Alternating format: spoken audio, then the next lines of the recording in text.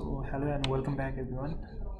आज चाहिँ हामी युनिट 5 मतलब इकाइ 5 अन्तर्गत सिभिल कन्सियसनेस मतलब नागरिक चेतना भन्ने लेसन चाहिँ हेर्न गइरहेको छौँ र यसमा चाहिँ हाम्रो पाठ 1, 2 र 3 मा चाहिँ व्यवस्थापिका, कार्यपालिका र न्यायपालिका हाम्रो तीनटा पालिकाको बारेमा चाहिँ हामी पढ्नेछौँ। व्यवस्थापिका भनेको चाहिँ लेजिस्लेटिभ, अनि कार्यपालिका भनेको एक्जिक्युटिभ र न्यायपालिका भनेको जुडिसियरी भयो। र त्यसैगरी पाठ 4 मा चाहिँ हाम्रो संवैधानिक निकाय मतलब कन्स्टिट्युसनल बडिजहरूको बारेमा हेर्नेछौँ र 5 मा चाहिँ हामी हेर्नेछौँ संवैधानिक आयोगहरू, कन्स्टिट्युसनल कमिसन्सहरू।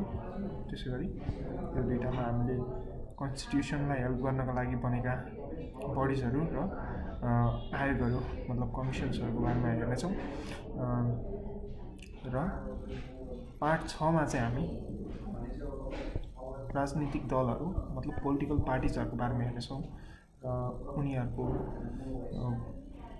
दायित्व, उनीहरूले निभाउनु पर्ने भूमिकाहरू त्यो हेर्नेछौँ र निर्वाचन प्रक्रिया हेर्नेछौँ पाठ 7 मा। त्यो भनेको इलेक्सन प्रोसेस भयो। अनि निर्वाचनमा नागरिकको कस्तो भूमिका हुन्छ, role of citizens in the election भन्ने छ। हामीले कुन तरिकाले चाहिँ फेयर र हेल्दी खालको इलेक्सन चाहिँ गराउन र हुनमा कन्ट्रिब्युट गर्न सक्छौँ भनेर आम जनताको चाहिँ हामीले त्यसमा पक्ष हेर्छौँ। त्यसैले निर्वाचनको विषयमा हामी त्यो कुरालाई पनि छुटाउने छैनौँ। र त्यसैगरी मानव अधिकार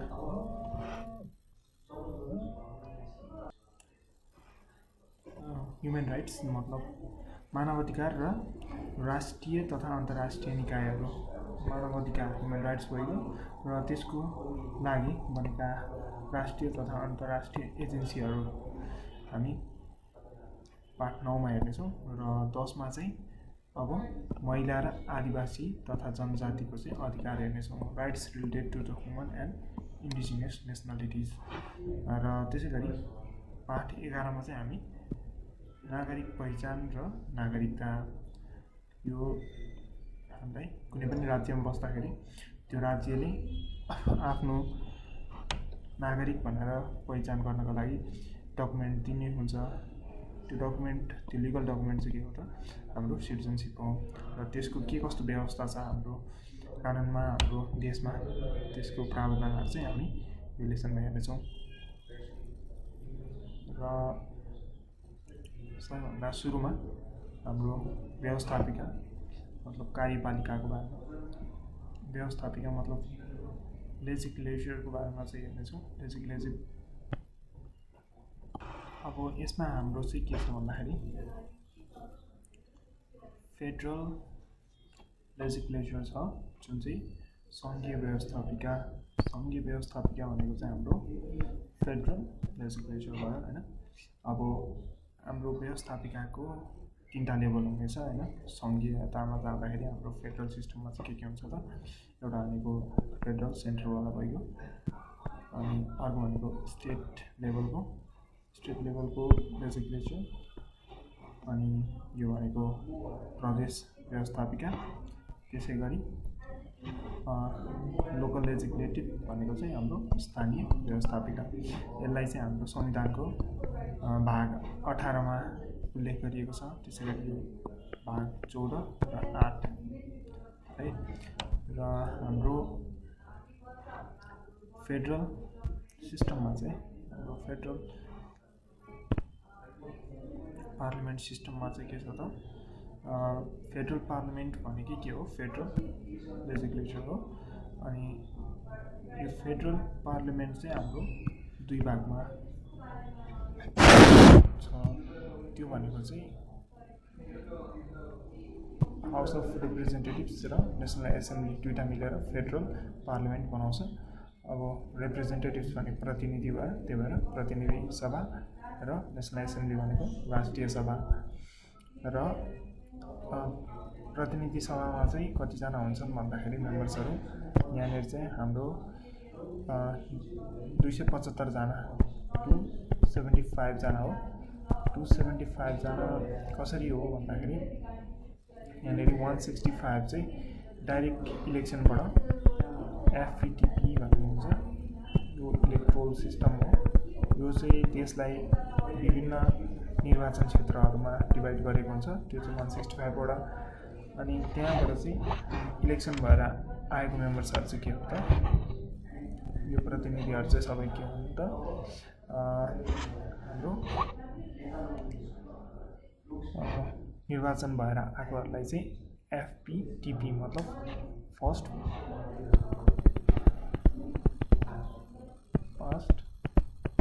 द पोस्ट भन्ने कुरा आयो।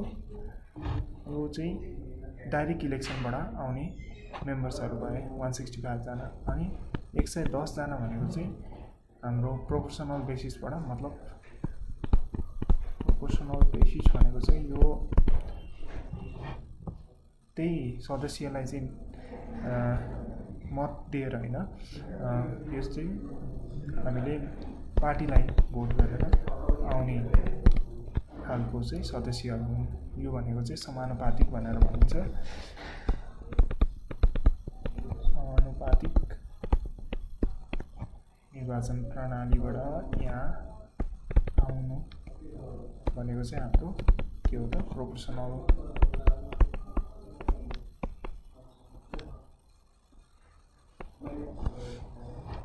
अनि यहाँ हाम्रो के छ भन्दाखेरि समानुपातिक प्रणालीबाट जो आएको छ उनीहरूको सङ्ख्या चाहिँ हाम्रो 110 जना रहेको छ र यो दुईटालाई जोड्दाखेरि कति हुन्छ त 275 जना। सो अब नेसनल एसेम्ब्लीको कुरा गर्दाखेरि चाहिँ यो भनेको राष्ट्रिय सभा हो। राष्ट्रिय सभामा चाहिँ हामीसँग 59 जना सदस्यहरू हुन्छन्। यो कसरी भयो भन्दाखेरि हरेक प्रदेशबाट चाहिँ 7 प्रदेशबाट हाम्रो 7 प्रदेशबाट 8 जना सदस्यहरू आउँछन्। सो 7 × 8 गर्दाखेरि चाहिँ हाम्रो 53 जना भयो होइन। अनि त्यसमा 53 जना र 3 जना भनेको चाहिँ राष्ट्रपतिद्वारै नेपाल सरकारको सिफारिसमा राष्ट्रपतिद्वारा मनोनित सदस्यहरू हुन्। यिनीहरूलाई चाहिँ प्रेसिडेन्टले एप्रुभ गरे पछाडि कसको सिफारिसमा भन्दाखेरि सरकारको नेपाल गभर्नमेन्टको रिकमेन्डेसनमा हुन्छन्। र यो भनेको कति भयो त 53 + 3 भनेको हाम्रो 56 + 3 भनेको चाहिँ हाम्रो 59 जना यहाँ सदस्यहरू रहे राष्ट्रिय सभामा। अहिले चाहिँ हाम्रो 601 जना यहाँ चाहिँ 601 जना छन्, किनभने यो संविधान बनाउनको लागि पनि हामीसँग सदस्यहरू चाहिएको थियो। संविधान निर्माण गर्नुपर्ने मुख्य काम थियो अहिले हाम्रो प्रतिनिधि सभाको, त्यसैले 601 जना सदस्यहरू छन् अहिले। तर राष्ट्रिय सभामा कोही पनि छैनन् र अब दोस्रो हुने निर्वाचन पछाडि चाहिँ प्रतिनिधि सभामा हाम्रो यही सङ्ख्या रहनेछन्, जुन चाहिँ 275 सदस्य हुनेछन्। र त्यसै गरी नेसनल एसेम्ब्लीमा चाहिँ हाम्रो 59 जना सदस्यहरू हामी देख्न सक्छौँ। र यसमा पनि के छ भन्दाखेरि अब फेडरल पार्लिमेन्टहरूको कुरा सिधै पछाडि अब हामी हेर्न सक्छौँ प्रदेश सभा भनेको चाहिँ हाम्रो स्टेट लेभलको लेजिस्लेचर भयो होइन। अनि यसलाई चाहिँ स्टेट एसेम्ब्ली भनिन्छ। अघि माथि पार्लियामेन्ट भने जस्तै फेडरल पार्लियामेन्ट भने जस्तै यो स्टेट एसेम्ब्ली भयो, यसलाई चाहिँ प्रदेश सभा भनियो। र प्रदेश सभामा चाहिँ हामीसँग जुन यहाँनिर 165 जना चाहिँ हाम्रो आम निर्वाचनबाट आएको थियौँ, त्यस्तै एफपीटीपी इलेक्ट्रोल सिस्टमबाट त्यही कुरा चाहिँ यहाँ पनि लागु हुन्छ। तर त्यसको ठ्याक्कै डबल सङ्ख्या हुन्छ है। यहाँ चाहिँ 330 मेम्बर्सहरू भयो, किनभने यो भनेको 165 को डबल अनि 330 यो मेम्बर्सहरू चाहिँ यहाँनिर टोटलमा हुन्छन्। टोटल मेम्बर क्यापेसिटी चाहिँ यति हो हैन।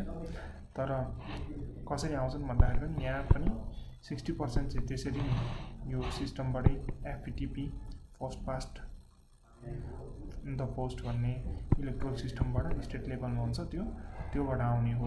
र 40% चाहिँ प्रोपोर्सनल सिस्टम मतलब जनजाति हैन समानुपातिकबाट आउने हो। र यो दुईटाबाट चाहिँ हाम्रो कति भयो त समानुपातिक र यता एफपीटीपीबाट चाहिँ 60% र 40% गर्दाखेरि टोटल हाम्रो 330 जना मेम्बर्सहरू हुन्छन् हो।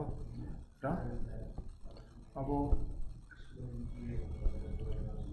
यसको लोकल लेभलमा चाहिँ के हुन्छ भन्दाखेरि लोकल लेभलमा चाहिँ यसको यहाँनिर हेर्न सकिन्छ स्थानीय व्यवस्थापिका।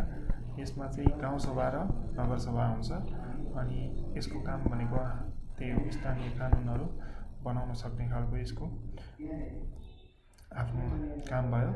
र पुनः सबैको चाहिँ हाम्रो लेजिस्लेचरको कामहरू के हो भन्दाखेरि चाहिँ यसले कानुन बनाउने काम गर्छ अनि संविधान पनि बनाउने काम गर्छ हैन।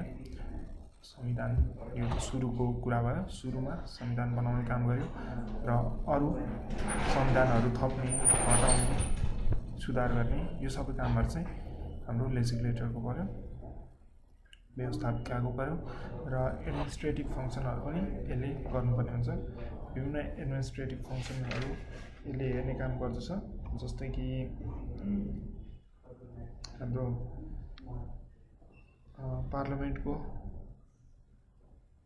सदस्यहरूबाटै चाहिँ के हुन्छ भन्दाखेरि हामीले के गर्छौँ मेजोरिटी जुनमा छ त्यो पार्टीहरूबाट चाहिँ एउटा एक्जिक्युटिभको हेडहरू इलेक्ट गर्ने काम हो।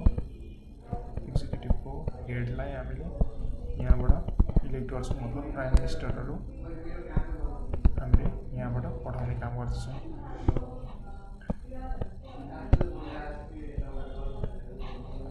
त्यसै गरी फङ्सनहरू जुन चाहिँ फाइनेन्सियल कन्ट्रोलहरूको कुराहरू आउँछ, जस्तै कुनै पनि ट्याक्सहरू र बजेटको कुराहरू यहाँबाट पारित हुनुपर्छ अनि मात्रै त्यो लागु हुने गर्दछ। अनि त्यसै गरी सम्पूर्ण अरू कामहरू जस्तै फरेन एफेयर्सहरूको बारेमा पनि हेर्ने गर्दछ।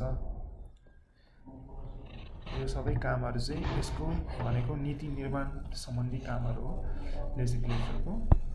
र हामीसँग अर्को भनेको चाहिँ कार्यपालिका छ।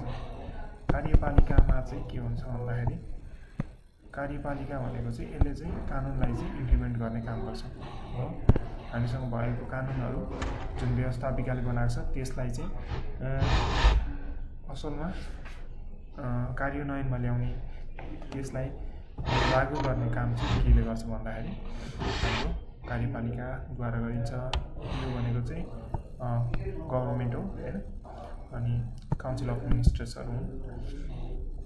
र यसमा के हुन्छ भन्दाखेरि गभर्नमेन्ट चाहिँ कसले बनाउँछ भन्दाखेरि जसको मेजोरिटी छ उता पार्लियामेन्टमा उसले बनाउँछ। र पोलिटिकल पार्टी जसको मेजोरिटी छ त्यसले एउटा प्राइम मिनिस्टर दिने काम गर्दछ हैन। उसले चाहिँ के गर्छ भन्दाखेरि कम्तीमा 25 मेम्बर्सको चाहिँ एउटा मिनिस्टर काउन्सिलहरू फर्म गर्छ अनि त्यसलाई चाहिँ उसले रिकमेन्ड गरेर प्रेसिडेन्टकोमा पठाउने काम गर्दछ। र प्रेसिडेन्टद्वारा एप्रुभ भए पछाडि त्यो काउन्सिल अफ मिनिस्टर्स र प्राइम मिनिस्टरको चेयरम्यानसिपमा हाम्रो सरकार चल्ने गर्दछ। र यसको पनि 3टा तहको छ, फेडरल, स्टेट र लोकल एक्जिक्युटिभ बडिजहरू। अनि यसको मेन फङ्सनहरू के हो त भन्दाखेरि अब एउटा भनेको त एडमिनिस्ट्रेटिभ फङ्सन भइगयो हैन। एडमिनिस्ट्रेटिभ फङ्सन भयो। अब एडमिनिस्ट्रेटिभ फङ्सनमा चाहिँ के आउँछ भन्दाखेरि देशमा शान्ति कानुन सुव्यवस्था सबै राख्ने काम चाहिँ यसको हो नि। र यसले चाहिँ विभिन्न प्लान्सहरू बनाउँछ, प्लान्स पोलिसिजहरू जुन चाहिँ कन्ट्रीको ओभरअल ग्रोथको लागि अनि हरेक एडमिनिस्ट्रेसनहरू चलाउनको लागि यो, अनि हरेक ब्युरोक्रेसी सबै तलदेखि माथिसम्मको ब्युरोक्रेसीलाई चाहिँ यसले नै कन्ट्रोल गर्छ, चलाउने काम गर्छ हो। र डिप्लोमेटिक फङ्सनहरू पनि छ। यसको डिप्लोमेटिक फङ्सन्सहरूमा चाहिँ डिप्लोमेटिक फङ्सन भनेको चाहिँ अन्तर्राष्ट्रिय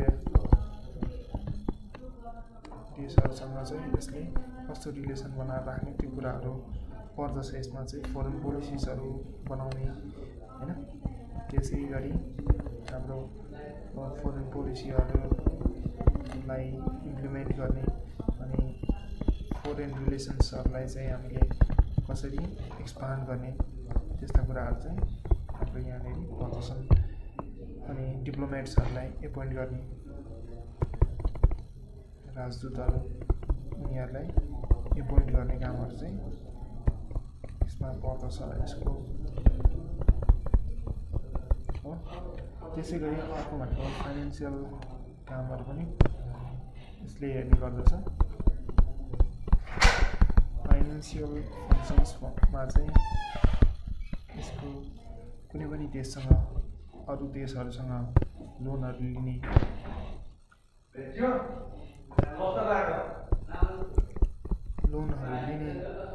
त्यसै गरी बजेटलाई म्यानेज गर्ने म्यानेजमेन्ट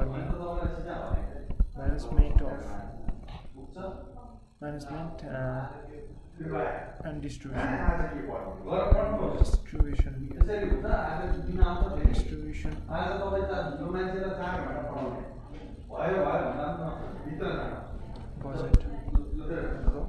बजेटलाई चाहिँ स्मुथली एडमिनिस्ट्रेसनहरू चलाउनको लागि चाहिँ म्यानेजमेन्ट गर्नु पऱ्यो। त्यसको म्यानेजमेन्ट र डिस्ट्रिब्युसन चाहिँ कसले गर्छ त हाम्रो कार्यपालिकाबाट गर्ने काम हुन्छ। अनि अर्को भनेको चाहिँ यसको इम्पोर्टेन्ट भनेको मिलिट्री फङ्सन्सहरू हुन्छ।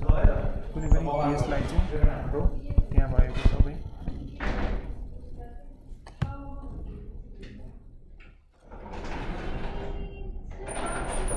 स्टेटको डिफेन्सको कामहरू चाहिँ सबै कसले हेर्ने गर्दछ भन्दाखेरि हाम्रो कार्यपालिकाले हेर्ने गर्दछ होइन। कार्यपालिकाकै अधीनमा चाहिँ के हुन्छ भन्दाखेरि हाम्रो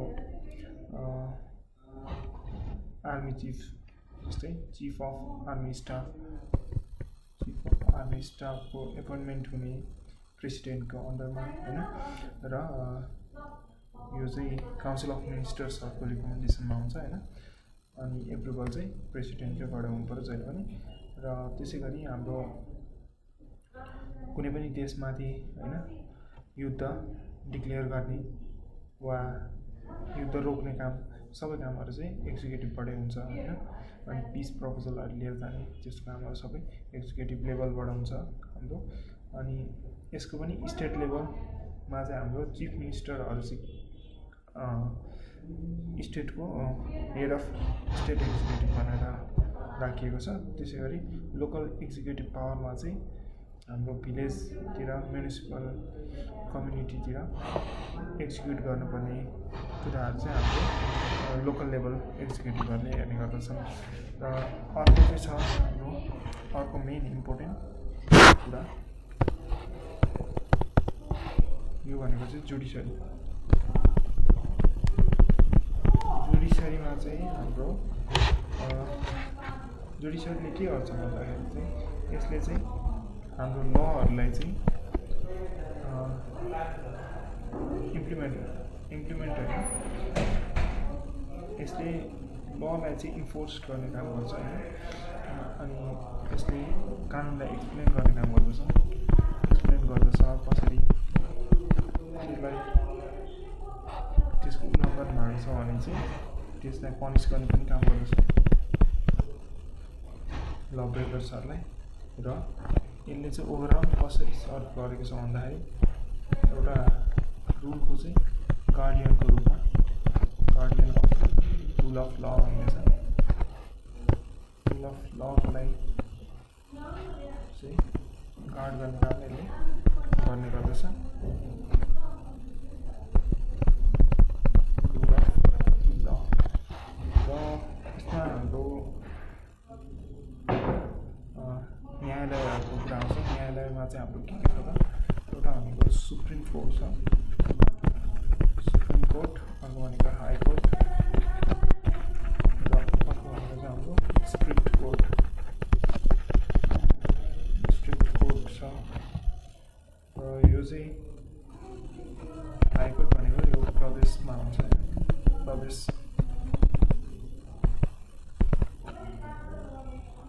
प्रदेशको अदालत भयो, प्रादेशिक। र यो भनेको जिल्ला र यो भनेको चाहिँ हाम्रो सर्वोच्च भनेको सेन्ट्रल है। र यी कुराहरूको बारेमा हामी हेर्नेछौँ। अनि जुडिसियरीको फङ्सनहरू के छ, अब यसको फङ्सनहरू चाहिँ हाम्रो मेनली कस्तो हुन्छ भन्दाखेरि यसले चाहिँ प्रोटेक्सन गर्ने गर्छ ह्युमन राइट्सहरू, पिपलको राइटहरूलाई जुन चाहिँ संविधानले दिएको छ, पिपल्स राइट होइन,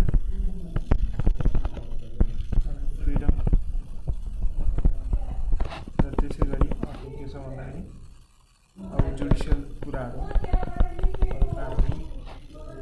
कारबाहीहरू यसले सबै गर्नेछ। र त्यसै गरी यसले एडभाइजरी काम पनि गर्ने गर्दछ।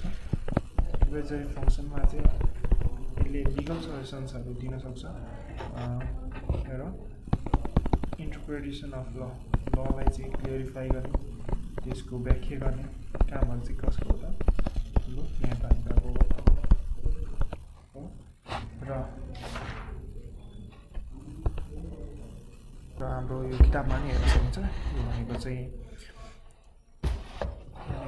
हाम्रो व्यवस्थापिका संसद देखाएको छ। यो संसद भवनको पिक्चर रह्यो होइन।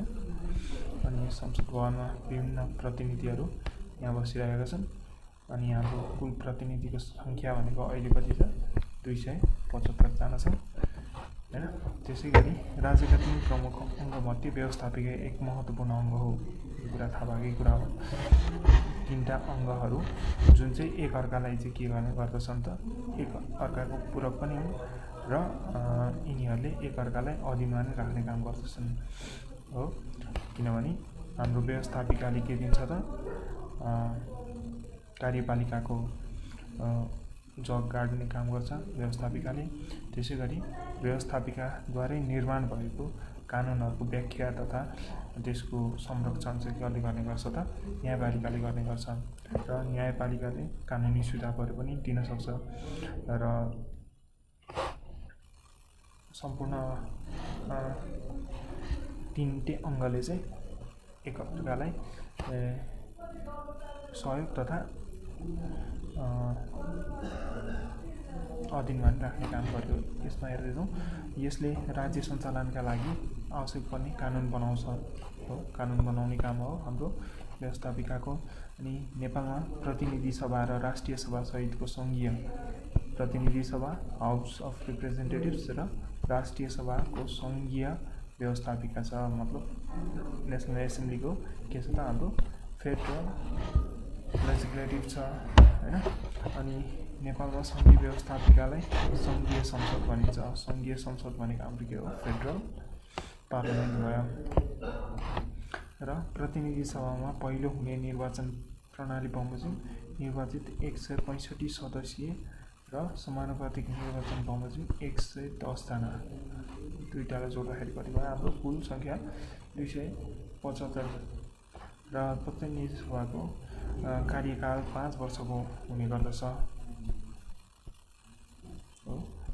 यहाँ भएको सबै सदस्यहरूको कार्यकाल चाहिँ 5 वर्षको हुने गर्दछ यदि त्यो विषयमा विघटन भएन भने, नभएको खण्डमा।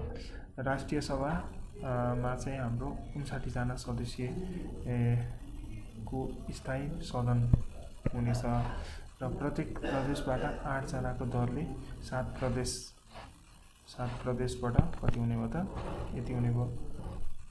यो भनेको 8 × 7 भयो हो। त्यसै गरी अरू बाँकी 3 जना चाहिँ +3 गऱ्यौँ भने हाम्रो कति हुन्छ त, 59 जना हुन्छ।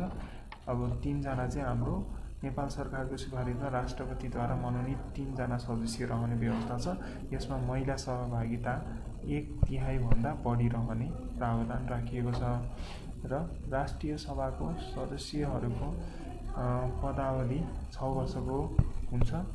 1/3 सदस्यको पदावधि 2 वर्षमा समाप्त हुन्छ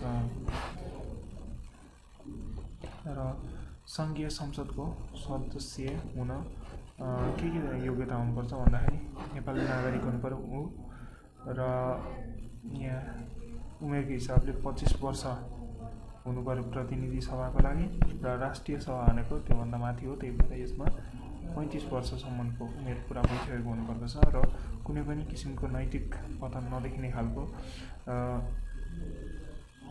मतलब कुनै पनि फौजदारी कसुरमा सजाय नपाएको हुनुपर्दछ हैन। अनि कुनै सङ्घीय कानुनले अयोग्य नभनिएको हुनुपर्यो र कुनै पनि जागिरमा लागेको हुनु भएन सरकारी जागिरहरूतिर र त्यसै गरी प्रतिनिधि सभामा सभामुख र उपसभामुख तथा राष्ट्रिय सभामा अध्यक्ष र उपाध्यक्ष रहनेछन्।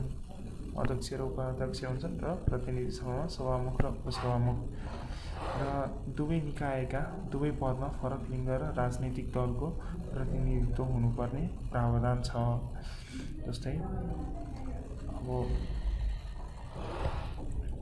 प्रतिनिधि सभामा पुरुष सभामुख छन् भने राष्ट्रिय सभामा चाहिँ महिला अध्यक्ष मतलब 2 जना चाहिँ पुरुष र महिला हुनुपर्ने छ। यहाँनिर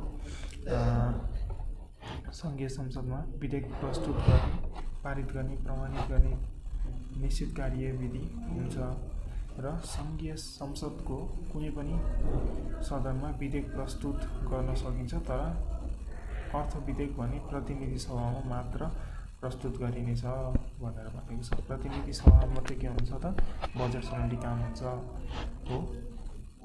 यहाँ सदस्य पनि दिनुहुन्छन् सबै प्रतिनिधिहरू हुन्छन्। त्यही भएर अर्थ विधेयक भनेको चाहिँ हाम्रो बजेट सम्बन्धी चाहिँ बिलहरू सबै हाम्रो प्रतिनिधि सभाबाट मात्रै पास हुने गर्दछ र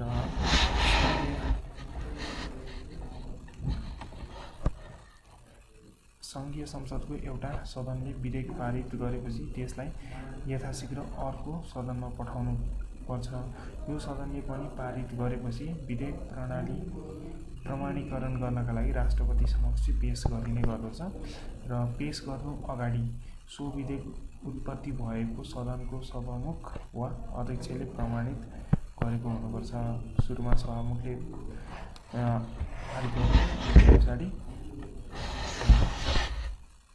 राष्ट्रिय सभामा उहाँ चाहिँ अध्यक्षले पारित गर्नु पर्यो र यसरी प्राप्त भएको विधेयक राष्ट्रपतिद्वारा 15 दिनभित्र प्रमाणीकरण गरी दुवै सदनलाई जानकारी दिनुपर्छ। नेपालको संविधानले प्रदेश व्यवस्थापिकाको प्रावधान समेत राखेको छ।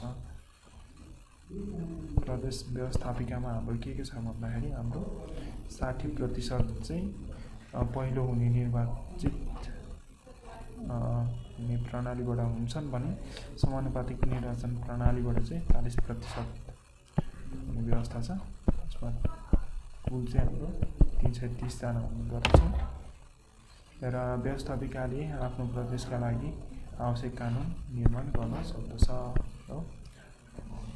यो चाहिँ प्रदेशकोले नै निर्माण गर्न सक्दछ कानुन र त्यसै गरी व्यवस्थापिका कार्यहरू चाहिँ हाम्रो कानुन निर्माण गर्ने प्रशासनिक कार्य आर्थिक कार्य र हाम्रो संवैधानिक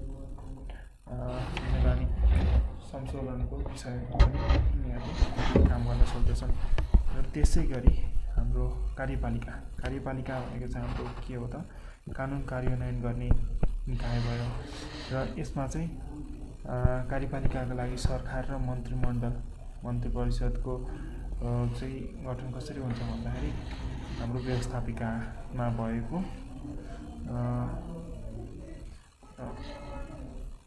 मेजोरिटी पार्टीको लिडर जो छन् उद्वारा हुन्छ यो चाहिँ। र यहाँनिर उल्लेख गरिएको छ। सङ्घीय कार्यपालिकामा बहुमत प्राप्त संसदीय दलको नेता प्रधानमन्त्री हुने र निजको अध्यक्षतामा मन्त्री परिषदको गठनको व्यवस्था छ र राष्ट्रपतिले प्रधानमन्त्रीको सिफारिसमा संसदका सदस्यहरू मध्येबाट समावेशी सिद्धान्त बमोजिम, अब यो भनेको चाहिँ ल अफ इन्क्लुसिभनेस भनेर भनेको छ। त्यसमा बढीमा 25जना चाहिँ हाम्रो मन्त्री परिषद गठन हुनेछ। 33 सदस्यको मन्त्री परिषद गठन गर्न पाइनेछ र कार्यपालिकाका कार्यहरू चाहिँ के हुन् भन्दाखेरि हाम्रो प्रशासनिक कार्यहरू छन्, त्यसको मुलुकमा शान्ति सुव्यवस्था कायम राख्नुपर्ने होइन। अनि त्यसै गरी सरकारको गतिविधिलाई प्रशासनिक संयन्त्र मार्फत के गर्नु पर्यो त तल्लो निकायसम्म पुर्याउने, सुशासन कायम राख्ने, यी कामहरू चाहिँ हाम्रो प्रशासनिक कार्यमा आयो र कूटनीतिक कार्यमा चाहिँ अरू देशहरूसँग जस्तै कूटनीतिक पदमा नियुक्ति गर्ने, डिप्लोमेटिक च्यानल्सहरू बनाउने, अनि वैदेशिक सम्बन्ध विस्तार गर्ने होइन, विदेश नीतिको निर्धारण गर्ने र सन्धि सम्झौताहरू, यी कुराहरूको बारेमा पनि हेर्ने काम चाहिँ के हुन्छ कूटनीतिक कार्यमा पर्दछ।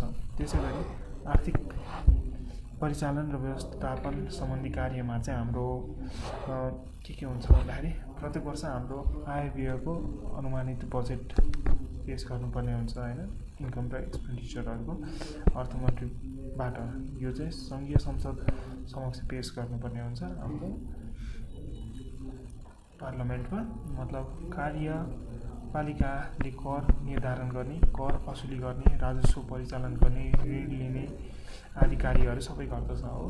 अनि अर्थको परिचालनबाट नै देशको अन्य गतिविधि पनि सञ्चालन हुन्छ। त्यसैले आर्थिक परिचालन र व्यवस्थापन सम्बन्धी कार्य सबै केले ह्यान्डल गर्छ त हाम्रो कार्यपालिकाले ह्यान्डल गर्दछ। र सैन्य कार्यहरू जस्तै मिलिट्री फङ्सन भनेर अघि हामीले हेरेको थियौँ। नेपालको संविधानले समग्र राष्ट्रिय हित, सुरक्षा र प्रतिरक्षाको सम्बन्धी नीति तर्जुमा मतलब फर्मुलेट गर्नका लागि चाहिँ इम्प्लिमेन्ट गर्नका लागि अधिकार चाहिँ नेपाल सरकारलाई दिएको छ। अनि नेपाली सेनाको परिचालन नियन्त्रण गर्न र यी सम्पूर्ण कार्यहरू चाहिँ नेपाल सरकारको सिफारिसमा प्रधानमन्त्रीको अध्यक्षतामा राष्ट्रिय सभा सुरक्षा परिषदको व्यवस्था पनि गरिएको छ। त्यसै गरी बाहिरबाट हुने आक्रमणको बेलामा देशको रक्षा गर्नका लागि कार्य गर्ने पनि काम कसको हो त हाम्रो कार्यपालिकाकै हो। र त्यसै गरी कुनै देशमाथि युद्ध घोषणा गर्ने, शान्ति प्रस्ताव लाने यो कामहरू पनि सबै हाम्रो कार्यपालिकाले गर्दछ। त्यसै गरी सुरक्षा परिषदको सिफारिसमा चाहिँ नेपाल सरकारको निर्णय बमोजिम राष्ट्रपतिले नेपाली सेना परिचालन गर्ने घोषणा गर्न सक्छ। र त्यसै गरी नेपालको अब प्रदेश सभामा चाहिँ हाम्रो कति हुन्छ 20% भन्दा बढी नहुने गरी मन्त्री परिषदको गठन गरिएको हुन्छ र प्रदेश शासन व्यवस्थाको सामान्य निर्देशन, नियन्त्रण र सञ्चालन गर्ने अभिभार चाहिँ हाम्रो प्रदेश सरकारको हुन्छ, प्रदेश व्यवस्थापित कार्यपालिकाको हुन्छ। र स्थानीय तहमा चाहिँ हाम्रो कार्यकारी अधिकारहरू चाहिँ गाउँ कार्यपालिका र नगर कार्यपालिकामा हुने गर्दछ। उनीहरूले चाहिँ सामान्य निर्देशन, नियन्त्रण र सञ्चालन गर्ने कामहरू उनीहरूको उपर हुन्छ।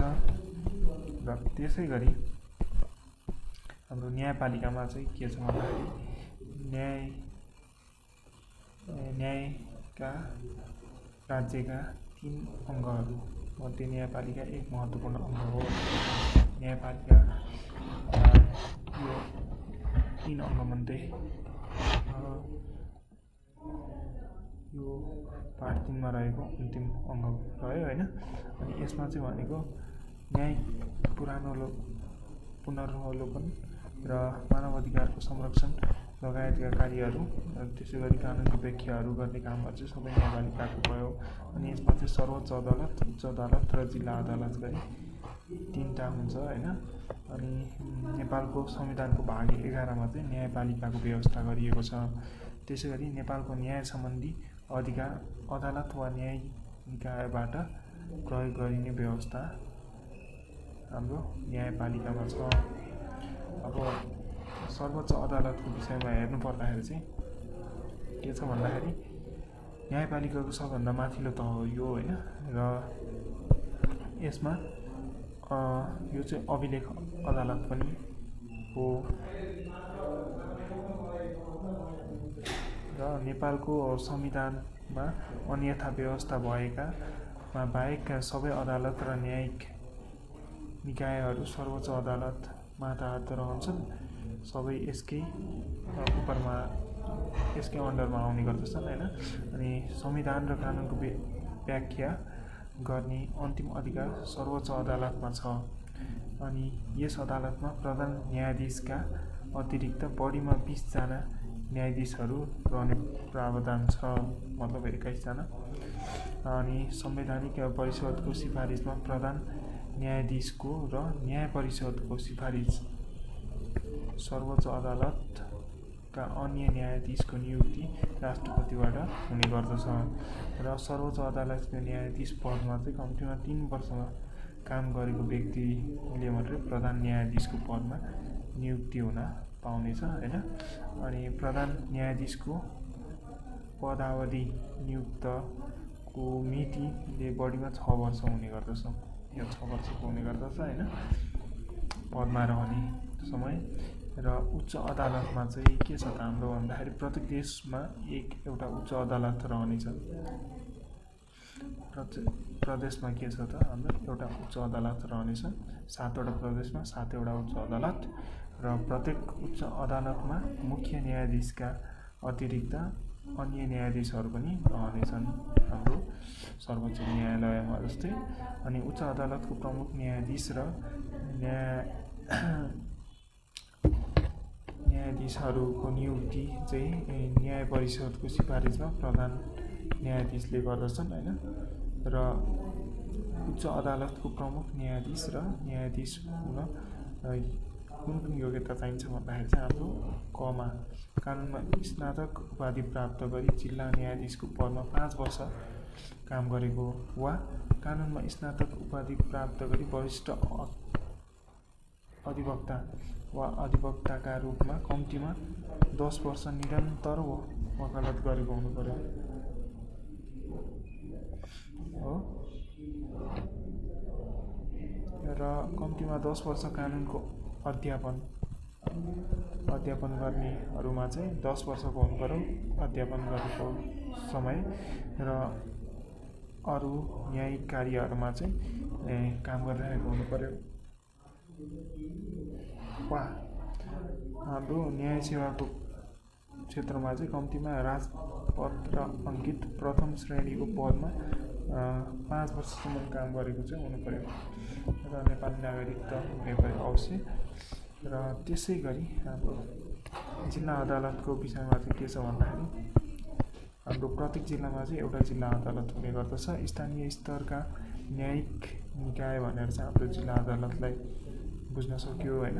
अनि जिल्ला अदालतको आफ्नो मातहतका न्यायिक निकायहरूको निरीक्षण एवं सुपरिवेक्षण गर्ने कामहरू चाहिँ अनि आवश्यक निर्देशनहरू दिने कामहरू चाहिँ हाम्रो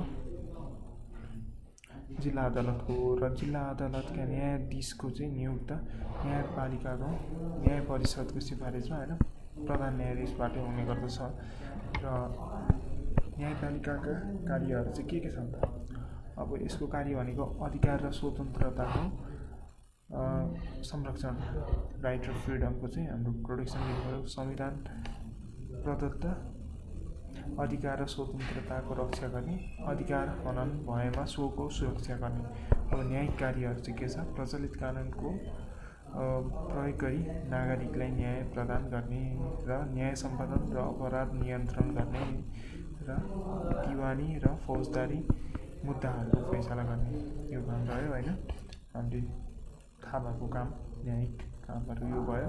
र परामर्श दिने काम पनि गर्दछ। जुन जटिल कानुनी प्रश्नहरू समस्याहरू हुन्छ यसमा परामर्श दिने काम पनि न्यायपालिकाको हो। र कानुनको व्याख्या गर्नु पर्यो, कानुनलाई स्पष्ट बनाउनु पर्यो, त्यसको नजिरहरू पनि स्थापना गर्नु पर्यो।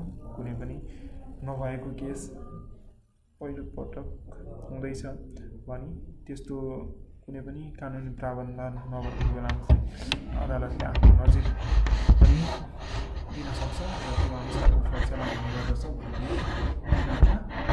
र यसको ओभरअल काम भनेको चाहिँ त्यही हो, सक्षम, सुदृढ र निष्पक्ष न्यायपालिका बनाउने हो जसले चाहिँ लोकतन्त्रलाई, हाम्रो डेमोक्रेसीलाई चाहिँ बचाउन सकोस्। त्यो हो न्यायपालिकाको काम। र अर्को हाम्रो संवैधानिक निकायहरू रहेको छ। यसमा चाहिँ हाम्रो भाग 21 देखि 26सम्मको नेपालको संविधानमा चाहिँ संवैधानिक निकायहरूको बारेमा छ। यसले चाहिँ संविधानलाई बचाउने काम, त्यसको संरक्षकको रूपमा चाहिँ काम गर्दछ। जस्तै अख्तियार दुरुपयोग अनुसन्धान आयोग, यसले चाहिँ भ्रष्टाचारको विषयमा चाहिँ त्यसलाई रोक्ने, त्यसलाई अनुगमन गर्ने कामहरू चाहिँ यसले गर्दछ हैन। भाग 21 मा छ अख्तियार दुरुपयोग आयोग हाम्रो CIAA भन्छ, central investigative authority for abuse something. अब यसमा चाहिँ के छ भन्दाखेरि हाम्रो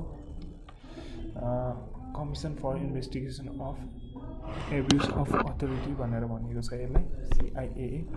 अनि यसले चाहिँ के गर्छ, अख्तियार दुरुपयोग अनुसन्धान आयोगले चाहिँ सार्वजनिक पद धारण गरेको व्यक्तिले भ्रष्टाचार गरी अख्तियारको दुरुपयोग गरेको अवस्थामा, आफ्नो पदको दुरुपयोग गरेको अवस्थामा चाहिँ कानुन बमोजिम अनुसन्धान गर्ने निकाय चाहिँ यो हाम्रो रह्यो। र यसमा 1 जना प्रमुख आयुक्त र 4 जना आयुक्त रहनेछन् र प्रमुख आयुक्त र आयुक्तको पदावधि नियुक्तको मितिले 6 वर्ष रहनेछ।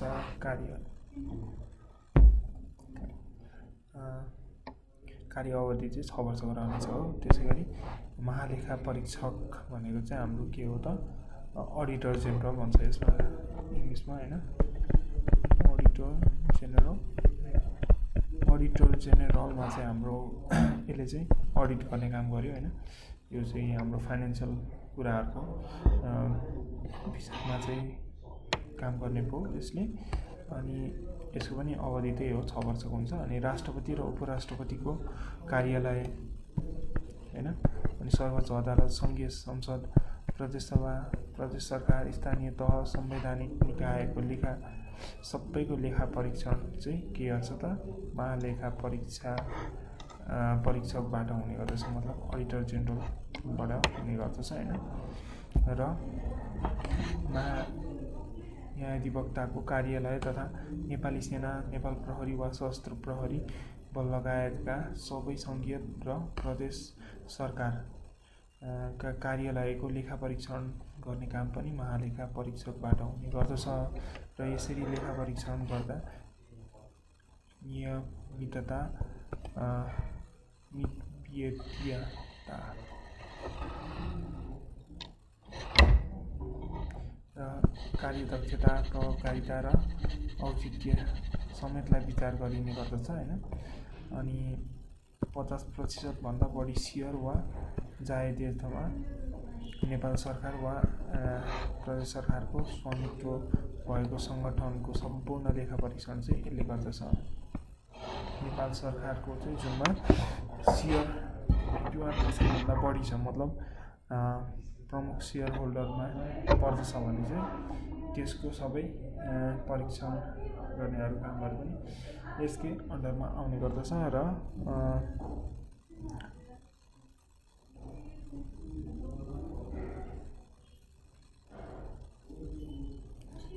परामर्श लिने कामहरू चाहिँ सबै यसमै हाम्रो अडिटर जेनरलसँगको हुन्छ।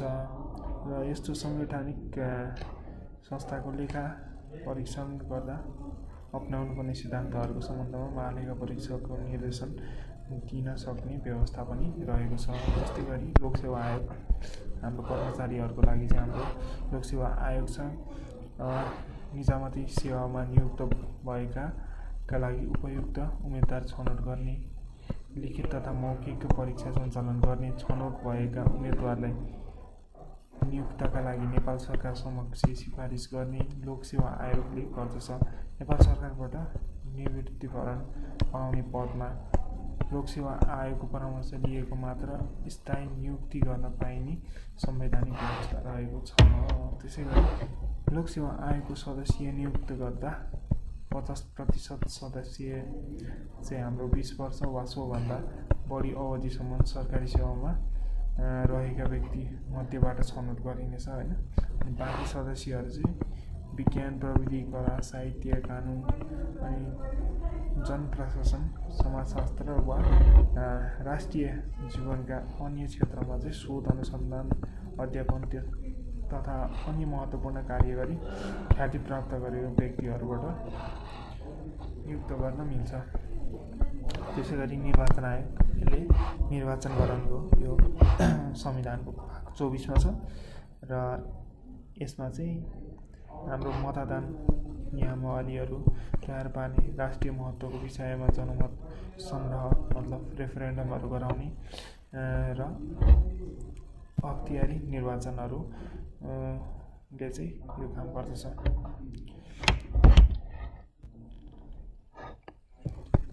र राष्ट्रिय मानव अधिकार आयोग हाम्रो नेसनल ह्युमन राइट कमिसन्सले चाहिँ के गर्छ त मानव अधिकारको बारेमा त्यसको सम्मान, संरक्षण र संवर्धनको लागि काम गर्ने गर्दछ होइन।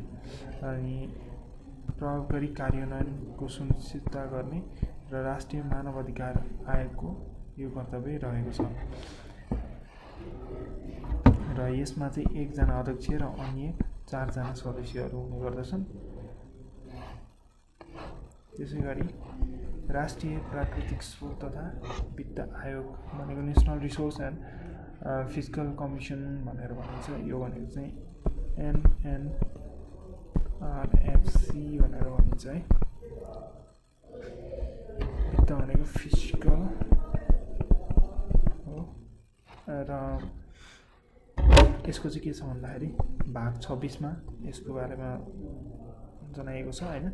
अनि यस आयोगमा चाहिँ अध्यक्ष सहित बढीमा 5 जना सदस्यहरू रहने गर्दछन् र यस आयोगले चाहिँ अब सङ्घ, प्रदेश र स्थानीय सरकारलाई दिइने अनुदानको सिफारिस एवं सशर्त अनुदानको अध्ययन अनुसन्धान गरी आधार तयार पार्ने र राजस्व असुलीको सुधार गर्नेमा अनि अरू उपायहरू सुझाउनेहरूमा पनि यसले भूमिका खेल्दछ। त्यसै गरी प्राकृतिक स्रोत साधनको बाँडफाँड हो अनि विभिन्न तहमा उठेका वा उठ्न सक्ने विवादको विषयमा अध्ययन गर्ने र अनुसन्धान गरी त्यसको निराकरण गर्ने मतलब त्यसलाई सल्भ गर्ने र सबै कुराहरूलाई चाहिँ सुझाव दिने र मिलाउने कामहरू चाहिँ यसले गर्दछ। र यी संवैधानिक निकायका पदाधिकारीहरूको नियुक्ति चाहिँ संवैधानिक परिषदको सिफारिसमा राष्ट्रपतिबाट हुने गर्दछ। 45 वर्ष उमेर पुरा भएको, कुनै पनि राजनीतिक दलको सदस्य नरहेको अनि उच्च नैतिकवान चरित्रवान व्यक्ति र नेपाली नागरिक भएको खण्डमा चाहिँ हाम्रो यो निकायहरूमा चाहिँ पदाधिकारीहरूको नियुक्ति हुने गर्दछ होइन। अनि यिनीहरूको पदावधि नियुक्तिको मितिले 6 वर्षसम्मको हुनेछ सबैको र पदबाट राजीनामा दिएमा वा उमेर 65 वर्षभन्दा बढी भएमा वा संसदमा महाअभियोग प्रस्ताव पारित भएमा चाहिँ र शारीरिक वा मानसिक अवस्थाले पनि साथ नदिएको खण्डमा चाहिँ सेवाबाट सेवामुक्त हुने प्रावधान छ। र हाम्रो यो कुराहरू पनि सबै के हो संवैधानिक परिषदको सिफारिसमा चाहिँ राष्ट्रपतिद्वारा गरिने काम हो। र त्यसै गरी हाम्रो अर्को पाठ रहेको छ अरू संवैधानिक आयोगहरू, अरू कमिसन्सहरूको बारेमा हेरौँ। जस्तै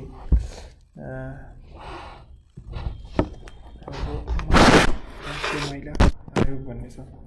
राष्ट्रिय महिला आयोगले चाहिँ के गर्छ भन्दाखेरि महिलाहरूको अधिकारहरूको बारेमा हक हितका बारेमा चाहिँ हेर्ने गर्दछ हैन। त्यसको बारेमा नीति अनि कार्यक्रम चाहिँ फर्मुलेट गर्ने काम गर्दछ, तजुर्मा ल्याउने काम गर्दछ हैन, इम्प्लिमेन्ट गर्ने। र अन्तर्राष्ट्रिय प्रतिबद्धता कार्यान्वयनको व्यवस्था, अनुगमन र प्रभावकारी कार्यान्वयनका उपायहरू सिफारिस गर्दछ यसले चाहिँ।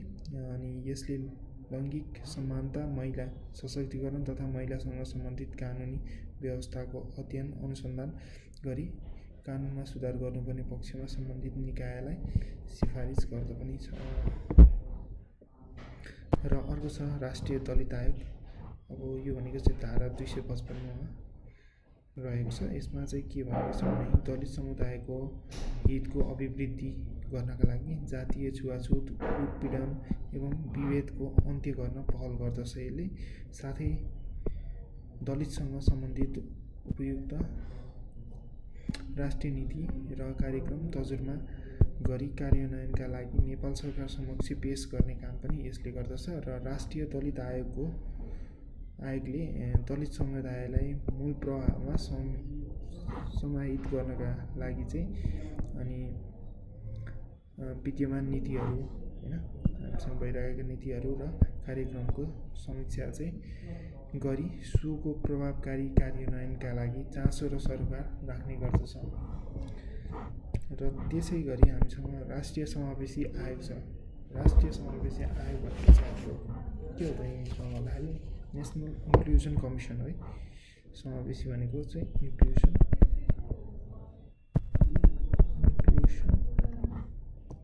यो यति धारामा छ हाम्रो।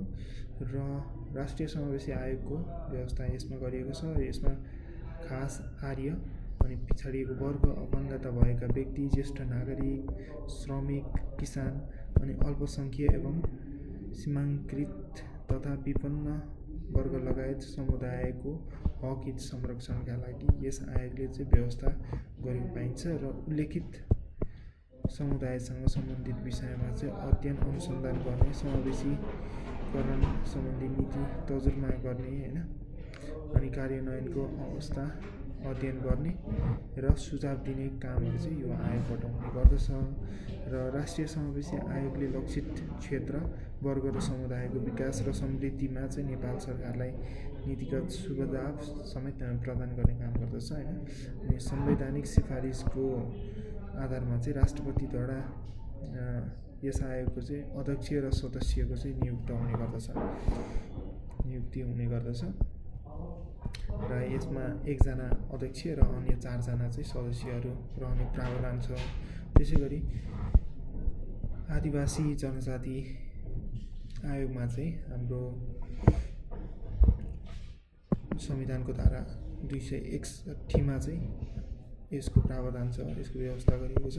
र आदिवासी जनजातिसँग सम्बन्धित नीतिगत कार्य, उनीहरूको सशक्तिकरण र हक हितको समर्थन गर्ने तर्फमा चाहिँ यो आयोगले विशेष भूमिकाहरू खेल्ने गर्दछ। र यस आयोगमा अध्यक्ष र 4 जना सदस्यहरू रहनेछन्। र त्यसै गरी मधेसी आयोग नेपालको संविधानको धारा 262 मा चाहिँ यसको व्यवस्था गरिएको छ। र यसमा पनि अध्यक्ष र 4 जना सदस्यहरू रहने व्यवस्था छ। त्यसै गरी यस आयोगको अध्यक्ष र सदस्यको नियुक्ति चाहिँ संवैधानिक परिषदको सिफारिसमा राष्ट्रपतिद्वारा हुने व्यवस्था गरिएको छ। अनि पद अवधि त्यही हो, 6 वर्ष हुन्छ उनीहरू पनि। र थारू आयोग मतलब नेपालको संविधानको धारा 263 मा चाहिँ थारू आयोगको व्यवस्था छ। थारू सम्बद्ध विविध पक्षहरू अनि मुद्दा, नीति, अधिकार र सशक्तिकरण सम्बन्धी सम्पूर्ण कामहरू चाहिँ यस आयोगको कार्य क्षेत्रमा पर्छ हैन। र मुस्लिम आयोग छ। यसको चाहिँ धारा 264 मा चाहिँ मुस्लिम आयोगको चाहिँ व्यवस्था गरिएको छ। र यस आयोगमा चाहिँ अध्यक्ष र 4 जना सदस्यहरू रहनेछन्। त्यसै गरी मुस्लिमका अधिकार र हक हित, सशक्तिकरण र बढावा दिने सम्पूर्ण कामहरू चाहिँ यो आयोगको हो। र यसले चाहिँ नीति र कार्यक्रमहरू विभिन्न बनाउने गर्दछ, त्यसलाई तर्जुमा ल्याउने गर्दछ र नेपाल सरकारलाई पनि सुझाव दिने कामहरू चाहिँ यो आयोगले गर्दछ। त्यसै गरी अब राजनीतिक दलहरू हाम्रो पोलिटिकल पार्टिजहरू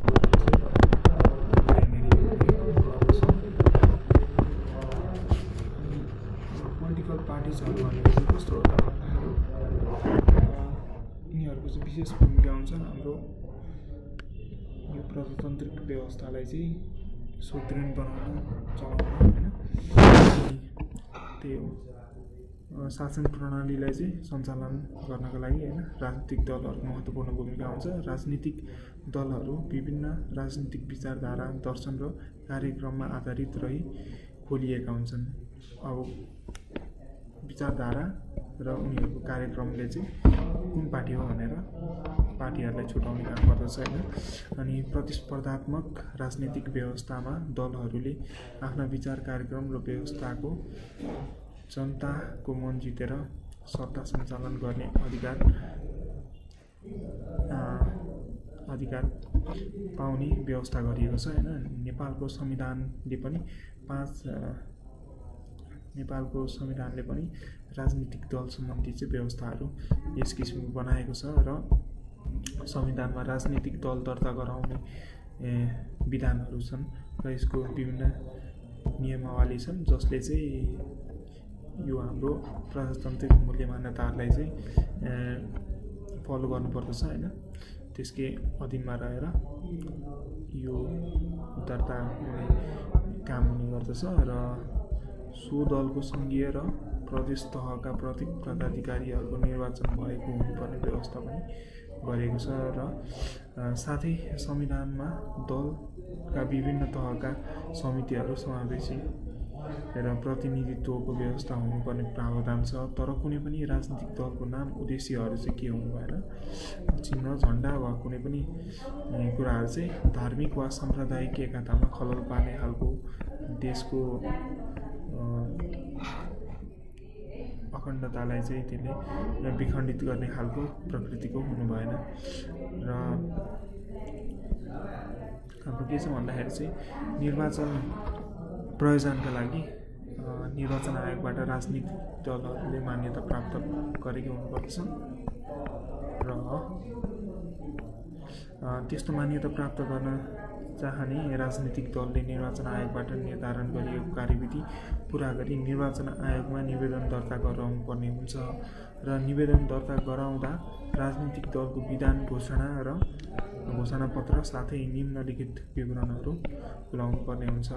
ती कुराहरू चाहिँ के हो भन्दाखेरि दलको नाम र त्यसको केन्द्रीय कार्यालयको ठेगाना अनि राजनीतिक दलको आय स्रोत इन्कम कसरी जुटाउने त्यो कुराहरू चाहिँ खुला गर्नुपर्छ र राजनीतिक दलको कार्यकारिणी समिति त्यसको कमिटीहरूको बारेमा होइन वर्किङ कमिटीको बारेमा र सुसरहको समितिका सदस्यहरूको बारेमा र उनीहरूको नाम र ठेगानाको बारेमा चाहिँ खुलाइएको हुनुपर्दछ होइन। राजनीतिक दलको भूमिका के हुन्छ भन्दाखेरि लोकतन्त्रको स्थापना र सुदृढीकरण अनि मानव अधिकार र सामाजिक न्याय प्रावधान र सुशासनमा पनि जोड दिनु पऱ्यो होइन। विकास निर्माण कार्यमा सहजीकरण गराउनु पऱ्यो। यी सम्पूर्ण कुराहरू चाहिँ कुनै पनि राजनैतिक दलको हुने गर्दछ र लोकतन्त्र स्थापना गर्न राजनीतिक दलहरूको भूमिका 2007 सालदेखि नै हाम्रो त्यतिखेरको नेपाल प्रजातन्त्र पार्टीहरू नेपाली कङ्ग्रेसहरू होइन प्रजा परिषद नेपाली कङ्ग्रेस र नेपाल कम्युनिस्ट पार्टीहरू जस्ताको भूमिकाहरू चाहिँ हामी 2007 सालदेखि नै देखिरहेका छौँ र यो कुराहरू चाहिँ हामी सरसर्ती हेर्न सक्छौँ। अहिलेसम्म 2007 देखि 2072 सालसम्मको असोज 3 गते हाम्रो जुन संविधान सभा लेखियो तबसम्म विभिन्न राजनीतिक पार्टीहरूले विभिन्न तरिकाले चाहिँ आफ्नो भूमिकाहरू खेलिरहेका छन् र प्रजातन्त्रको सुदृढीकरण र शान्ति स्थापना र संविधान बनाउने कार्यहरू सबै राजनीतिक पार्टीहरूकै देन हो। त्यसै गरी हाम्रो अर्को छ पार्ट 7 मा चाहिँ निर्वाचन प्रक्रिया अब निर्वाचन प्रक्रियाको लागि चाहिँ निर्वाचन आयोग जिम्मेवार छ होइन। यो सबै व्यवस्थाहरू चाहिँ निर्वाचन आयोगले हेर्ने गर्दछ। अनि निर्वाचनमा मतदाताको नामावलीहरू बनाउने, त्यहाँदेखि निर्वाचन गराउने, अनि मतदान गर्नको लागि परिचय पत्रहरू उपलब्ध गराउने होइन। अनि निर्वाचन गराउने कामहरू चाहिँ सबै निर्वाचन आयोगको भयो। अनि नामावलीहरू बनाउँदाखेरि चाहिँ मृत्यु भएको, विवाह गरेर बसाइ सरेर गएको व्यक्तिहरूको चाहिँ नामहरू हटाउनु पर्ने हुन्छ। त्यस्तो कामहरू पनि यसले निर्वाचनहरू नहुँदाखेरि चाहिँ गरिरहेको हुन्छ। अनि जे होस् त्यसलाई अपडेटेड राख्ने काम चाहिँ निर्वाचन आयोगको काम हो।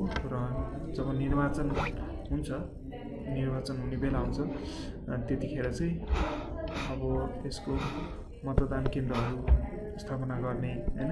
अनि उम्मेदवार र उनीहरूको योग्यताहरूलाई चाहिँ यसले विस्तृत गर्ने त्यो कामहरू चाहिँ हुन्छ योबाट।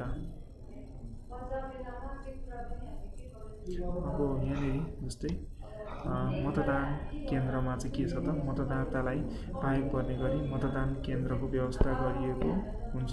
एउटै स्थानमा पनि का मतदाता सङ्ख्याका आधारमा चाहिँ एक वा सोभन्दा बढी मतदान केन्द्र रहन सक्छ होइन। यो चाहिँ सामान्यतया विद्यालयतिर र सार्वजनिक स्थलमा गराउने गरिएको छ। र कुनै पनि निर्वाचनमा चाहिँ उम्मेदवार हुने कानुनले उमेर न्यूनतम हद तोकिएको हुन्छ र तोकिएको उमेर र योग्यता पुगेको व्यक्तिले मात्र निर्वाचनमा उम्मेदवार हुन पाउने व्यवस्था छ। अब त्यसको लागि के हुनु पर्यो त, राष्ट्रपति वा उपराष्ट्रपति हुनका लागि चाहिँ 45 वर्ष उमेर पुरा भइसकेको हुनुपर्दछ।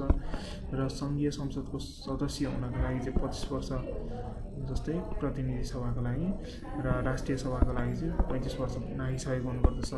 र प्रदेश सभाको सदस्य हुनका लागि 25 वर्ष उमेर पुरा भइसकेको हुनुपर्दछ। र गाउँपालिकाको अध्यक्ष, उपाध्यक्ष र सदस्य तथा नगरपालिकाका प्रमुख, उपप्रमुख वा सदस्य हुनका लागि 21 वर्ष उमेर पुगेको हुनुपर्दछ कम्तीमा। र गाउँ र नगर सभा सदस्यका लागि चाहिँ 21 वर्ष पुगेको हुनुपर्दछ। र सङ्घीय संसदको सदस्य हुन चाहने योग्यता चाहिँ भनेको नेपाली नागरिक हुनुपर्यो, कानुनले योग्य भनिएको हुनुपर्यो। अनि नैतिक पतनदेखि नै फौजदारी कसुरहरूमा सजाय भोगेको हुनु भएन। कुनै पनि लाभको पदमा अहिले कार्यरत, त्यतिखेर कार्यरत हुनु भएन। र निर्वाचनमा नागरिकको भूमिका भनेको चाहिँ हाम्रो कस्तो भूमिका रहने छ त निर्वाचनमा भनेर भनेको छ। यहाँनिर एउटा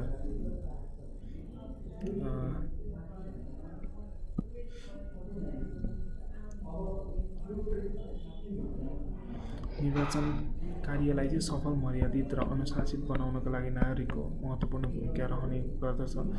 मतदान कार्यमा चाहिँ सहभागी हुने निश्चित उमेर पुगेका व्यक्तिहरूको मतदाताको चाहिँ नामावली, आफ्नो नाम समावेश गराउनेदेखि लिएर होइन, मत बदर हुने गरी नहुने गरी मत खसाल्ने काममा चाहिँ सचेत हुने काम, यो चाहिँ सबै चाहिँ नागरिककै भूमिकामा आउने गर्दछ होइन।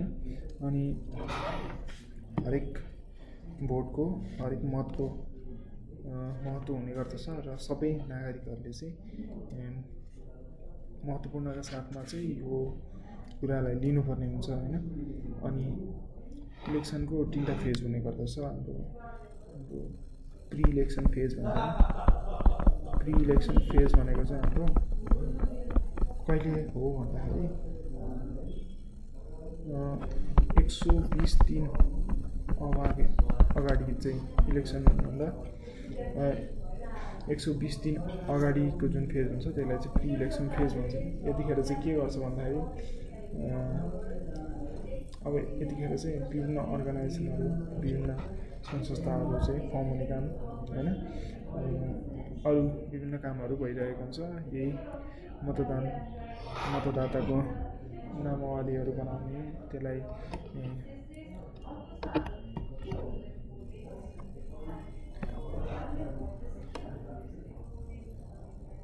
त्यसलाई व्यवस्थित राख्ने कामहरू भइरहेको हुन्छ। र अर्को भनेको चाहिँ इलेक्सन फेज भन्ने हुन्छ। इलेक्सन फेजमा चाहिँ के हुन्छ भन्दाखेरि यो भनेको चाहिँ 120 दिन इलेक्सनभन्दा 120 दिन अगाडिदेखि यो सुरु हुन्छ होइन। अनि यसको चाहिँ यतिखेर चाहिँ त्यो इलेक्सन गराउने ब्यालेट पेपरहरू छपाउने कामहरू होइन। अनि त्यसै गरी निर्वाचनको लागि विभिन्न अरू कामहरू जुन महत्त्वपूर्ण कामहरू छन् ती सम्पूर्ण कामहरू चाहिँ इलेक्सन फेजमा हुने गर्दछ। र त्यसै गरी अर्को भनेको चाहिँ पोस्ट इलेक्सन फेज भनेर भन्छ। पोस्ट इलेक्सन फेजमा चाहिँ इलेक्सन भए पछाडि के हुन्छ भन्दाखेरि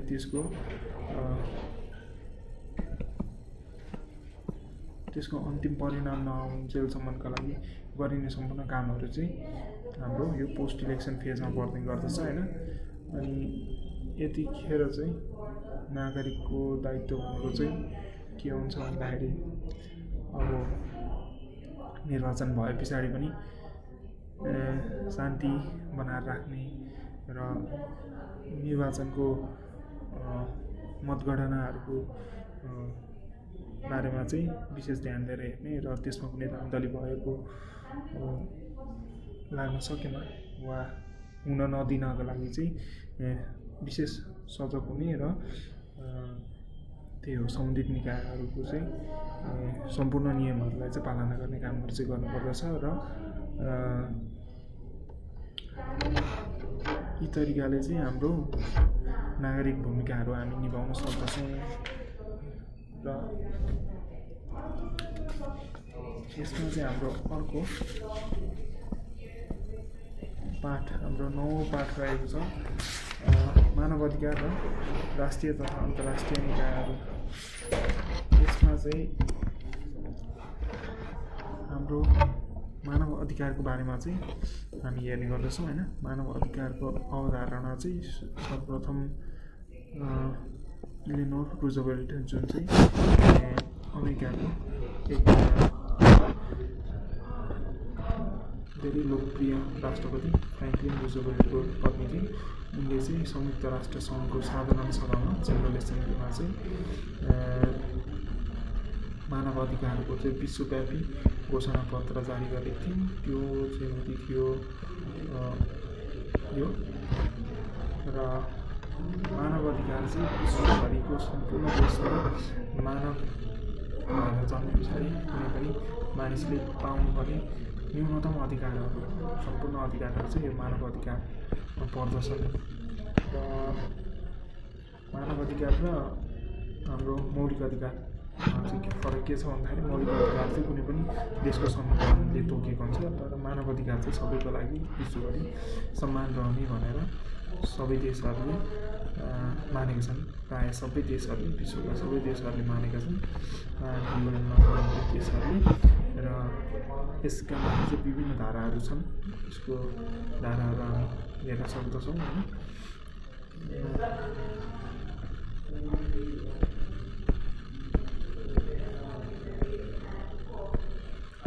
अनि मानव अधिकारको संरक्षणका लागि चाहिँ राष्ट्रिय तथा अन्तर्राष्ट्रिय निकायहरूको भूमिका कस्तो छ, कुन कुन निकायहरू छन् भन्दाखेरि चाहिँ राष्ट्रिय मानव अधिकार यो भनेको चाहिँ हाम्रो इङ्ग्लिसमा एनएच भन्ने छ नेसनल ह्युमन राइट कमिसन। र अर्को भनेको अनौपचारिक क्षेत्र सेवा केन्द्र इन्सेक भनेको चाहिँ हाम्रो इन्फर्मल सेक्टर सर्भिस सेन्टर भन्ने छ। यसको पनि त्यही हो काम। एमनेस्टी इन्टरनेसनल भन्ने यो चाहिँ युके ग्रेट ब्रिटेनको युनाइटेड किङडममा छ। र यसले चाहिँ नोबेल शान्ति पुरस्कार पनि पाएको थियो 1977मा। र संयुक्त राष्ट्र सङ्घ मानव अधिकार पुरस्कार पनि यो संस्थाले पाइसकेको छ। त्यसै गरी अर्को पाठ भनेको चाहिँ महिला र आदिवासी तथा जनजाति को सम्बन्धित अधिकारहरू आदिवासीहरू चाहिँ इन्डिजिनियस पिपल्सहरूको लागि। अनि यहाँनिर चाहिँ हाम्रो महिला अधिकारको विषयमा चाहिँ महिलाहरूमा भेदभावहरूलाई न्यूनीकरण हटाउनको लागि चाहिँ हाम्रो यो विशेष अधिकारहरू रहेको छ होइन। यसमा लैङ्गिक भेदभावहरू हटाउने र अन्य विभिन्न कुराहरू छन् जुन चाहिँ हामी यसमा छलफल गर्नेछौँ। र आदिवासी तथा जनजाति सम्बन्धी अधिकारहरू यसमा चाहिँ के रहेको छ भन्दाखेरि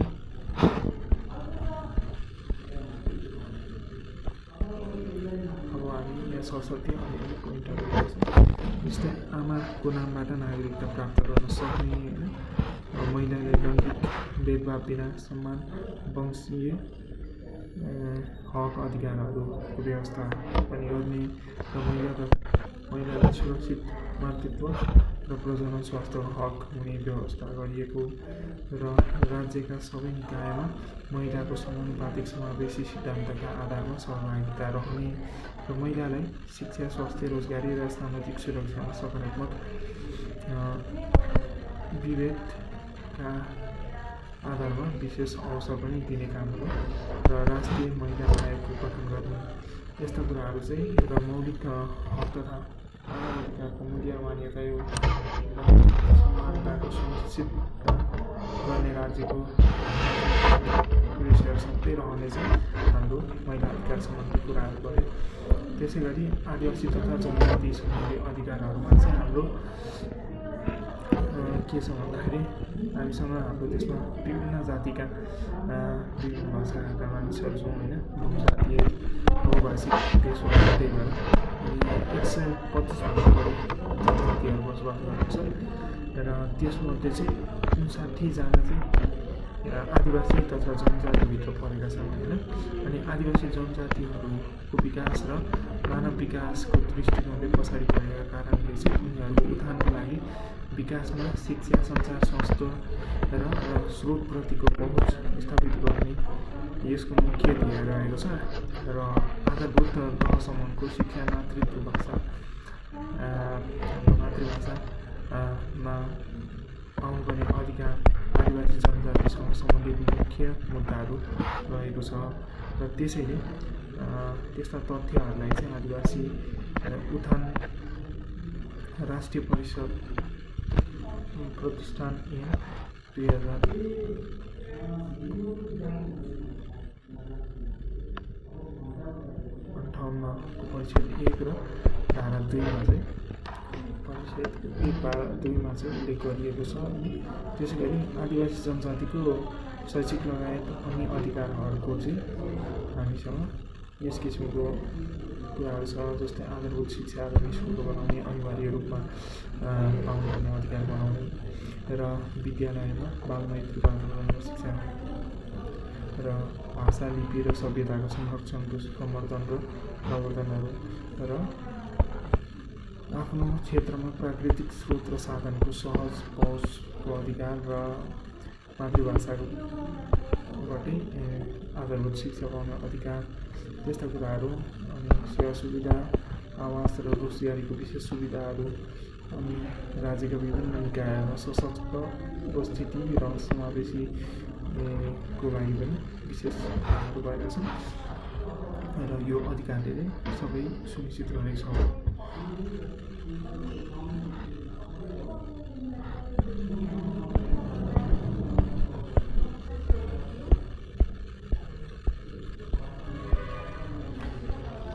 नागरिक पहिचान र नागरिकता भन्ने पहिचान र नागरिकताको विषयमा चाहिँ हामीले राज्यले आफ्नो नागरिकलाई पहिचान दिने एउटा प्रमाण भनेको चाहिँ हाम्रो प्रमाण नागरिकता रह्यो होइन। यो पहिचानको चाहिँ वैधानिक आधार यही हो र राष्ट्रियता र नागरिकता अलग कुरा हो। राष्ट्रियता भनेको चाहिँ हामी अब जुन मुलुकमा बसिरहेको छौँ त्यहाँनिर राष्ट्रिय जुन मुलुकमा हामी जन्म त्यो चाहिँ हाम्रो राष्ट्रियता भयो। जुन मुलुकसँग हामी सम्बन्धित छौँ त्यो मुलुक चाहिँ हाम्रो राष्ट्रिय भयो, राष्ट्रियता त्यहाँबाट आउने गर्दछ। नागरिकता भनेको चाहिँ हामी जहाँ बसिरहेको छौँ होइन त्यो हो। जस्तै नागरिकताको सम्बन्ध टुट्न सक्छ होइन, किनभने अर्को देश छोडेर गयो भने अर्को नागरिकता आउन सक्छ होइन, तर राष्ट्रियताको सम्बन्ध टुट्दैन। यो भनेको चाहिँ नागरिकता पाउने दुई प्रकारका तरिका छन्। पहिलो तरिका भनेको वंशजका आधारमा नागरिकता प्राप्त हुन सक्छ। यसलाई रगतको सम्बन्धको आधारमा नागरिकता प्राप्तको तरिका पनि भनिन्छ। र दोस्रो तरिका भनेको जन्म आधारको नागरिकता प्राप्ति हो। यसलाई माटो वा जमिनको सम्बन्धका आधारमा नागरिकता प्राप्ति पनि भनिन्छ होइन। अनि नागरिकता र हाम्रो राष्ट्रियतामा के फरक छ भन्दाखेरि नागरिकताको प्राप्ति राज्यमा बसोबास गरे बापत हुन्छ भने राष्ट्रियता विदेशमा बसोबास गर्दा पनि भइरहन्छ। र नागरिकता त्याग गर्न सकिने अस्थायी प्रकृतिको हुन्छ भने राष्ट्रियता त्याग गर्न नसकिने स्थितिको र त्यस्तो प्रकृतिको हुन्छ, अस्थायी प्रकृतिको हुन्छ, स्थायी प्रकृतिको हुन्छ। यो चाहिँ पर्मानेन्ट भयो होइन। अनि नागरिकता सीमित अवधारणा हो र राष्ट्रियता चाहिँ ठुलो ब्रोडर हाम्रो अवधारणा हुन्छ यसमा चाहिँ। अनि नागरिकता राज्य र कानुनको सम्बन्ध हो भने राष्ट्रियता भावनात्मक सम्बन्ध हो। र नागरिकताले चाहिँ व्यक्तिगत धारणालाई ग्रहण गरेको हुन्छ भने राष्ट्रियताले चाहिँ समूहगत धारणालाई अँगालेको हुन्छ। नागरिकता मान्यताको के छ भन्दाखेरि जन्मका आधारमा नागरिकता प्राप्तिको मान्यता रहेको छ र जन्मेको भूगोलसँग सम्बन्धित रहेर नागरिकता प्राप्तिको व्यवस्थालाई जन्माउँछ होइन।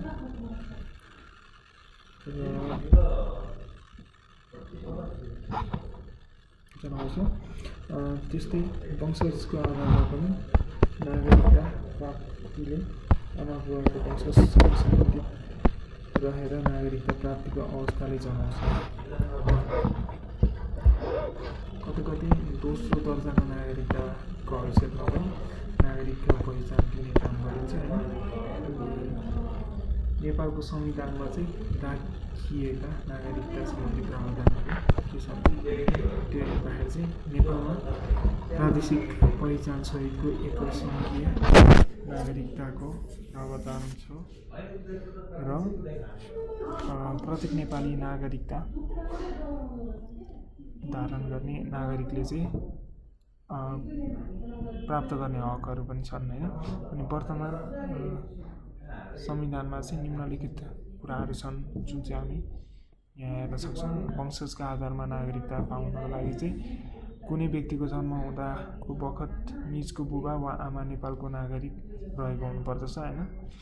र नेपालको संविधान प्रारम्भ हुनुभन्दा अघि जन्म भएका आधारमा नेपालको नागरिकता प्राप्त गरेको नागरिकको सन्तानले बुबा वा आमा दुवै नेपालको नागरिक रहेछन् भने निज बालिक भएपछि वंशजका आधारमा नेपालको नागरिकता प्राप्त गर्न सक्छ। र नेपालभित्र फेला परेको पितृत्व र मातृत्वको ठेगाना पत्ता नभएको नाबालकको पनि हामीले वंशजका आधारमा नागरिकता प्रदान गर्ने व्यवस्था गरेको छौँ। र नेपालको नागरिक भएकी आमाबाट नेपालमा जन्म भई नेपालमै बसोबास गरेको र नेपालको बुवाको चाहिँ पहिचान हुन नसकेको व्यक्तिको पनि वंशजका आधारमा चाहिँ नेपालको नागरिकता प्रदान गर्ने प्रावधान छ। त्यसै गरी अङ्गीकृत नागरिकता भनेर भनिन्छ। अब यो भनेको चाहिँ हाम्रो नेपालको नागरिक भएकी आमाबाट नेपालमा जन्म भई नेपालमा नै बसोबास गरेको र बुबाको नागरिकता विदेशी ठहरिएको अवस्थामा चाहिँ हुने गर्दछ होइन। यो अङ्गीकृत नागरिकता प्रमाणित हुन्छ। र नेपाली नागरिकसँग वैवाहिक सम्बन्ध कायम गरेकी विदेशी महिलाले चाहेमा निजले कानुन बमोजिम नेपालको अङ्गीकृत नागरिकता लिन सकिन्छ। र विदेशी नागरिकसँग विवाह गरेकी नेपाली महिला नागरिकबाट जन्मिएको व्यक्तिको हकमा निज नेपालमा नै स्थायी बसोबास गरेको र निजले विदेशी मुलुकको नागरिकता प्राप्त गरेको रहेनछ भने निजलाई चाहिँ कानुन बमोजिम नेपालको अंगीकृत नागरिकता प्रदान गर्न सकिन्छ। र सम्मानार्थ नागरिकता भनेको चाहिँ 2072 हाम्रो संविधानमा चाहिँ सरकारले चाहेमा नेपालको हित गौरव प्रतिष्ठा वृद्धिका लागि योगदान गर्ने कुनै पनि विदेशी नागरिकलाई सम्मानार्थक नागरिकता दिन सक्दछ हैन। जस्तै डाक्टर टोनी हेगन एडमन्ड हिलरीलाई चाहिँ नेपालको सम्मानार्थक नागरिकता प्रदान गरिएको छ। अनि गैर आवासीय नेपाली भनेर चाहिँ हामी कसलाई बुझ्छौँ भन्दाखेरि दक्षिण एसियाली क्षेत्रीय सहयोग सङ्गठनको सदस्य राष्ट्र बाहेक हाम्रो साउथ एसिया सार्कमा चाहिँ भएका बाहेक का विदेशी मुलुकको नागरिकता प्राप्त गरेका र त्यही बसोबास गरेको तथा साबिकमा वंशज वा जन्मका आधारमा निजको बुबा वा आमा वा बाजे वा बाजे नेपालको नागरिक रही पछि विदेशी मुलुकको नागरिकता प्राप्त गरेको व्यक्तिलाई चाहिँ गैर आवासीय नागरिकता प्रदान गर्ने प्रावधान छ। अब यस्तो नागरिकता प्राप्त गर्ने व्यक्तिहरूलाई चाहिँ हैन नागरिक सरहको सबखाले अधिकार प्राप्त नभए पनि आर्थिक सामाजिक सांस्कृतिक अधिकार उपभोग गर्ने चाहिँ अधिकार प्राप्त हुन्छ र यसैसँग हाम्रो एकाइ सिद्धिन्छ। धन्यवाद।